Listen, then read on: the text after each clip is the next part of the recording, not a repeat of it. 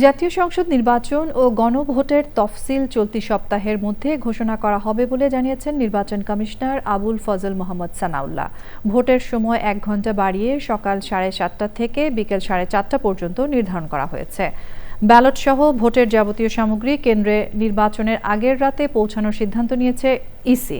নিবন্ধিত সব দলই নির্বাচনে অংশ নিতে পারবে বলে জানিয়েছে নির্বাচন কমিশন।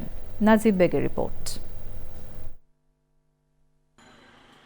ফেব্রুয়ারির প্রথমার্ধে জাতীয় সংসদ নির্বাচন আয়োজনে অনেকাংশের প্রস্তুতি সেরেছে নির্বাচন কমিশন।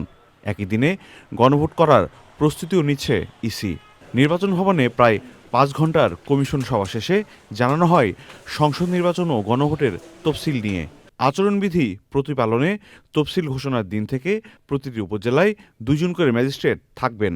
সংখ্যা বাড়ানো হবে ভোটের আগে। তফসিল ঘোষণার পর পোস্টার সরাতে সময় দেওয়া হবে 48 ঘণ্টা।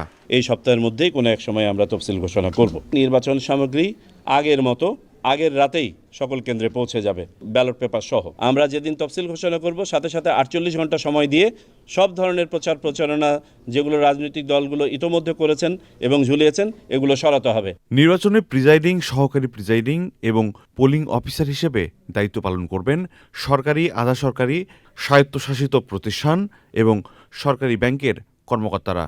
তবে আপাতত রাখা হয়নি বেসরকারি ব্যাংকের কর্মকর্তাদের। বাড়ানো হয়েছে ভোটের সময়ও। ভোট শুরু হবে সকাল 7:30টায় এবং চলবে বিকাল 4:30 পর্যন্ত। বেসরকারি যে ব্যাংকগুলো আছে সেগুলো আপাতত বিবেচনায় নিচ্ছি না, তারা রিজার্ভে থাকবে। একান্ত প্রয়োজন না হলে তাদেরকে নেওয়া হবে না। আইন যাদেরকে পারমিট করবে তারা ভোটে অংশগ্রহণ করবেন। রিটার্নিং কর্মকর্তা কারা হবেন সেটি এখনো নির্ধারণ হয়নি। নিরাপত্তা ব্যবস্থা সহ সার্বিক দিক মনিটরিংয়ে ইসিতে একটি মনিটরিং সেল হবে।